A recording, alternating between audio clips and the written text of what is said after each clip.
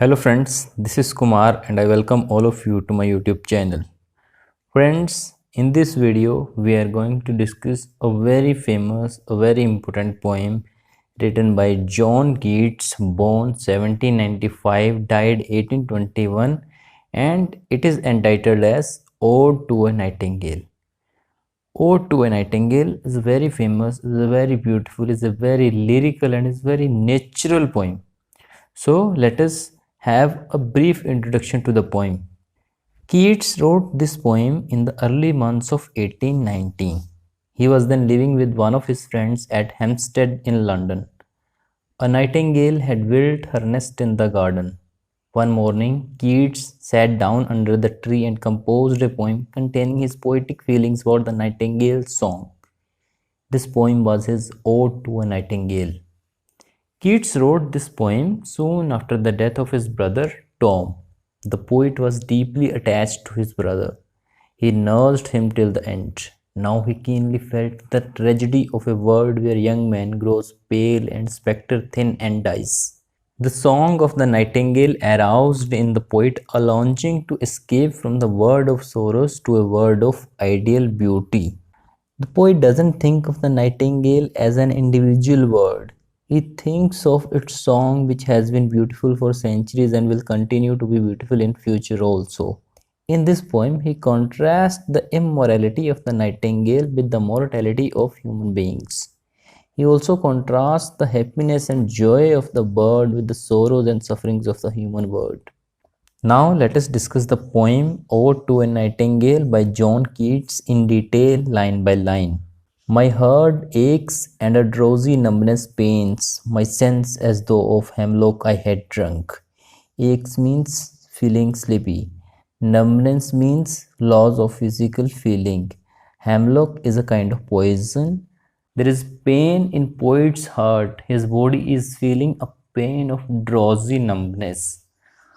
Or emptied some dull opiate to the drains 1 minute past and lethe words had sunk. Opiate means drug containing opium. Dull opiate means a drug which dulls the senses.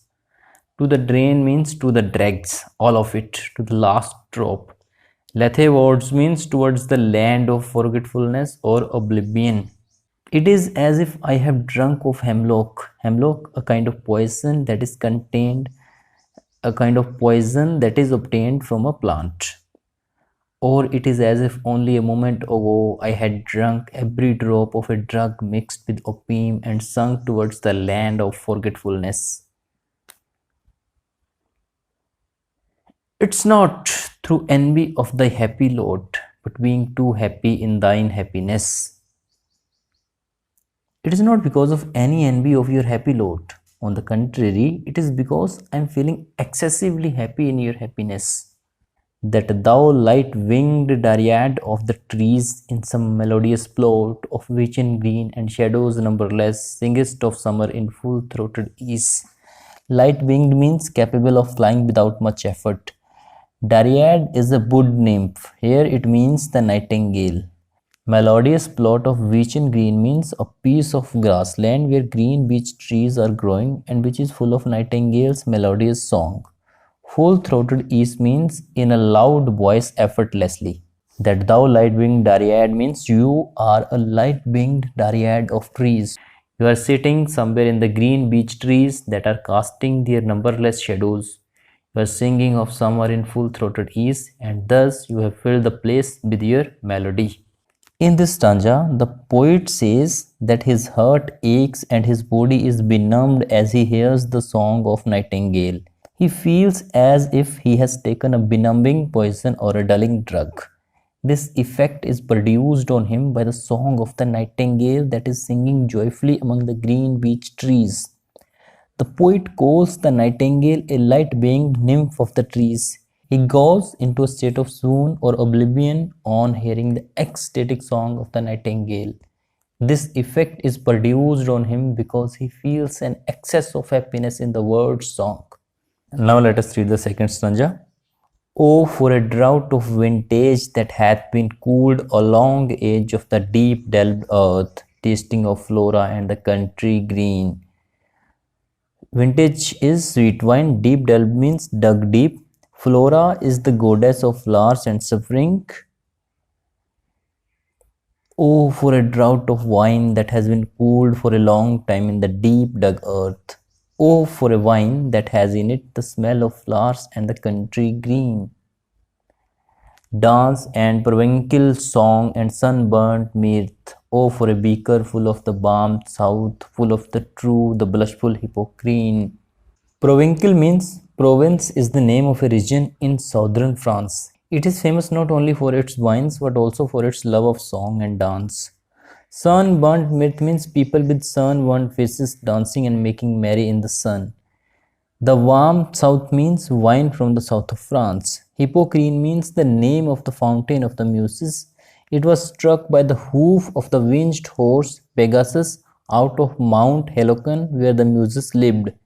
Keats imagines that this spring or fountain ran with wine instead of water. Oh, for a wine that leads to song and dance and merrymaking in the sun. Oh, for a beaker full of wine brought from the southern France. It should be a genuine and richly colored wine that flows from the fountain of the Muses, with beaded bubbles winking at the brim. Beaded bubbles means bubbles looking like beads. And purple stained mouth. Purple stained mouth means mouth which has become red because red colored wine has been flowing into it, that I might drink and leave the world unseen, and with thee fade away into the forest dim. Beaded bubbles will be winking at the brim of the beaker. The red wine will lend its purple color to the mouth. After drinking this wine, I shall leave the world unseen and fade away with you into the dim forest. Here in this stanza, the poet craves for a drink of some marvelous wine brewed in the warm, gay, and mirthful regions of France, or a large cup of red wine fetched from the fountain of the Muses. He wants this wine to enable him to leave or forget this world of reality and to escape into the forest where he can join the nightingale. Let us read third stanza. Fade far away. Fade means disappear. Dissolve. Dissolve means end. And quite forget, but thou among the leaves hast never known. The weariness, the fever, and the fret. Fret means anxiety, worry. Here, where men sit and hear each other groan. After drinking the wine, I want to fade away from this world of reality. I want to dissolve into your word and quite forget the sorrows and sufferings of the world. O nightingale, you have never known the weariness, the restlessness, and the worries of this world. In this world, men sit and hear each other groan. Where palsy shakes a few sad last grey hairs, where youth grows pale and spectre thin and dies, where what to think is to be full of sorrow and laden-eyed despairs, where beauty cannot keep her lustrous eyes or new love pine at them beyond tomorrow. Laden-eyed despair means despair which takes away the brightness of the eyes and gives them the dull color of lead. Spectre thin means so thin that they look frightening like a ghost. In this world, people are afflicted with palsy and they have to lead a miserable old age. Men grow pale even in their youth. They grow frighteningly thin and die. It is a world where what to think is to be full of sorrow and where despair robs the eyes of their brightness. It is a world where beautiful women soon lose the luster of their eyes. A man who has newly fallen in love with the beautiful eyes of a woman can't keep this intensity of his love more than a day. In this stanza, the poet wishes to transport himself into the world of the nightingale. Life in a world of man is full of weariness, fever, and fret. This is a world where people hear each other groan, where palsy may attack the old and consumption may eat away the young, where merely to think is to be sad and both beauty and love are short-lived. These are the most pessimistic lines in English poetry. The picture of life depicted here is one-sided. Nonetheless, it is realistic and convincing. There is no doubt that the amount of suffering in this world is far greater than the amount of happiness. Apart from that, These lines echo the poet's personal grief caused by the death of his brother Tom. The nightingale is believed by the poet to be happy because it is not human. It is happy because it has never known the weariness, the fever, and the fret of human existence. Let us read the fourth stanza now. Away, away, for I will fly to thee, not charioted by Bacchus and his bards. Bacchus is the god of wine and ecstasy, also called Dionysus. Pards means leopard. It is believed that Bacchus's chariot is drawn by leopards. But on the viewless wings of poesy, though the dull brain perplexes and retards. Poesy means poetry or poetic imagination. Dull brain means his brain or logic which makes his resolution weak. O nightingale, fly away, I will also fly to you. But I shall not come riding in Bacchus's chariot which is drawn by leopards.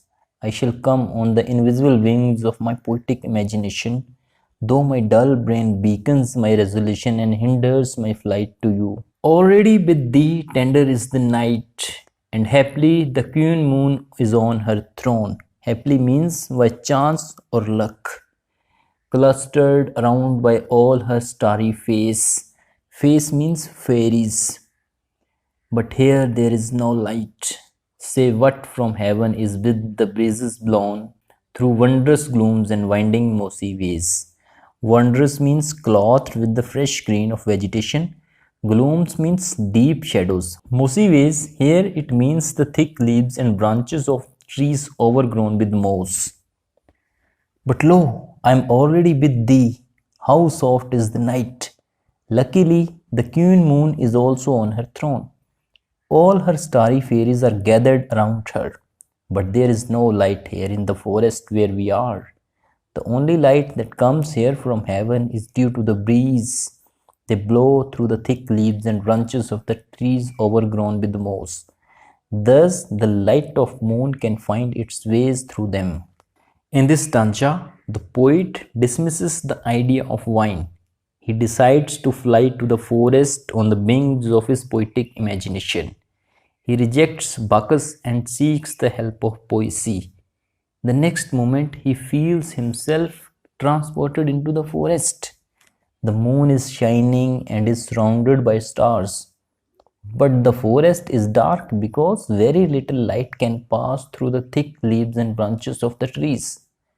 After expressing his thoughts on human sorrow in third stanza, the poet here makes a vigorous effort to get back into a happy mood. He brushes aside his gloomy thoughts and also the idea of wine. With the help of his poetic imagination, he escapes to the world of natural beauty. And now let us read the fifth stanza. I cannot see what flowers are at my feet, nor what soft incense hangs upon the boughs. Incense is something sweet or fragrant. Here it means blossoms. But in embalmed darkness, guess each sweet wherewith the seasonable month endows. Embalmed darkness means darkness which is sweet smelling. The seasonable month is the month of May, which is the season of many flowers. Endows means provides. It being dark in the forest, I cannot see what flowers are growing at my feet. I cannot also see what fragrant flowers are hanging upon the branches of the trees. What in this sweet smelling darkness, I can guess each flower with which this month of the season has enriched the grass, the bushes, and the wild fruit trees. The grass, the thicket, and the fruit tree wild, white hawthorn, and the pastoral eglantine. Hawthorn is a flower that grows on a bush of this name. Pastoral eglantine is a kind of rose growing in the forest. Fast fading violets covered up in leaves, and mid-May's eldest child. Mid-May's eldest child is the first flower that appears in the middle of May. The coming musk rose, full of dewy wine, the murmurous haunt of flies on summer eves. Musk rose is a kind of rose. Dewy wine means sweet use. Murmurous haunt is the favorite place of murmuring flies. The poet can guess There is the white hawthorn, the wild rose, the fast fading violets that are yet covered up in leaves, and the first flowers of the middle of May. The poet can also guess the coming musk rose full of sweet juice. It is a flower on which murmuring flies will crowd in large numbers on summer evenings. In this stanza, the poet cannot guess, the poet cannot see, but flowers grow at his feet in the forest, and but blossoms are on the fruit trees. However, by the scents that fill the dark air, he can guess the forest is full of white hawthorns, sweet briars, violets, and buds of musk roses. The sweet and juicy musk roses will in due course attract multitudes of flies on summer evenings. Now let us read the sixth stanza. Darkling I listen. Darkling means in the dark. And for many a time I have been half in love with easeful death. Easeful death means death that would bring complete relief to the poet. Called him soft names in many amused rhyme to take into the air my quiet breath. Mused rhyme means reflective poems. To take into the air my quiet breath means to put an end to my life quietly. O nightingale, I am listening to your song in the darkness of the forest. Many a time I have been half in love with death that brings relief from all pain.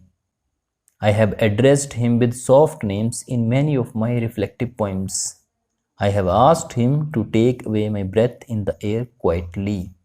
Now more than ever seems it rich to die, to seize upon the midnight with no pain, while thou art pouring forth thy soul abroad in such an ecstasy.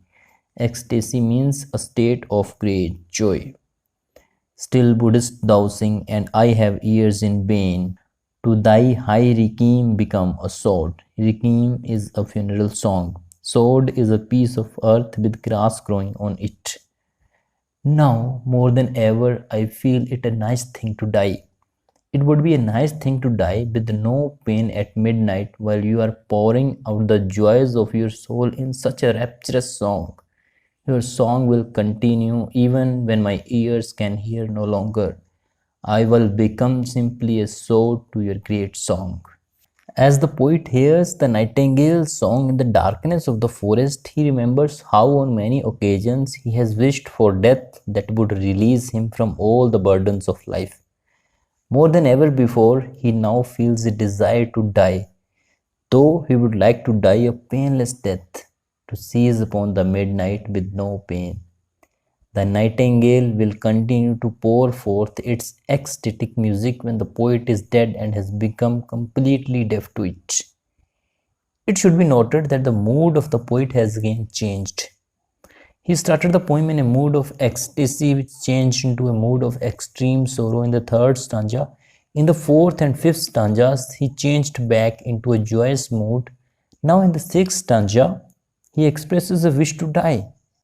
The desire for death obviously proceeds from a morbid mood. Now, let us read the seventh stanza of this poem. Thou was not born for death, immortal bird, no hungry generations tread thee down. Hungry generation means generations of people trying to destroy one another. Tread means crush or kill. The voice I hear this passing night was heard in ancient days by emperor and clown. O immortal bird, you were not born for death. In their lust for power, generations of people destroy one another, but no hungry generations can kill you.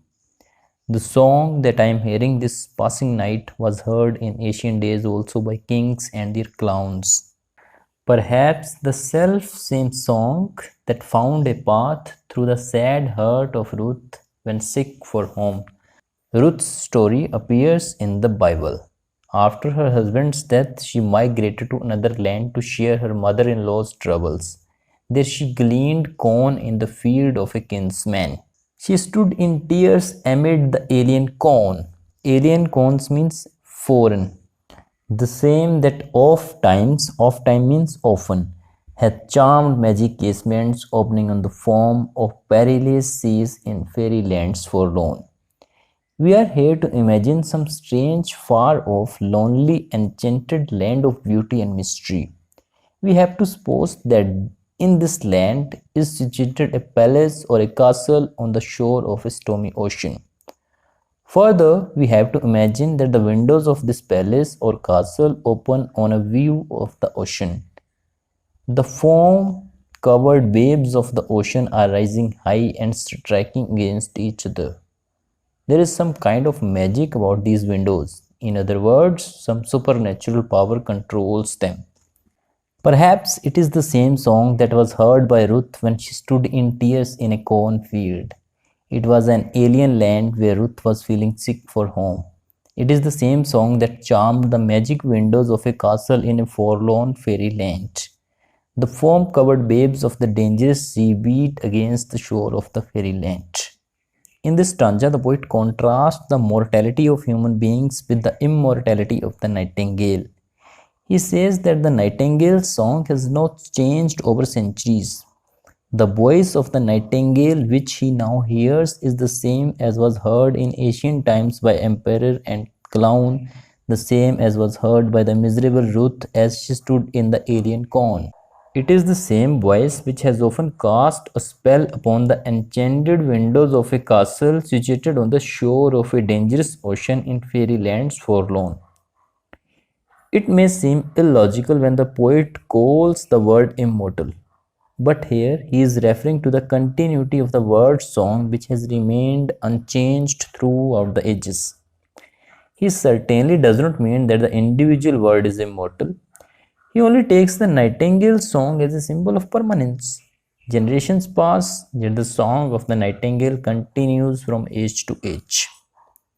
The last two lines of the stanza have become famous for the sense of wonder and mystery which they arouse. Now let us read the last stanza of this poem. Forlorn, the very word is like a bell to toll me back from thee to my soul self. Forlorn means unhappy and lonely. Adieu, the fancy cannot cheat so well as she is famed to do, deceiving elf. Adieu means goodbye. Fancy means imagination. Deceiving elf means deceptive fairy. Forlorn, the word is like a bell. It tolls me back from you to my lonely self. Goodbye.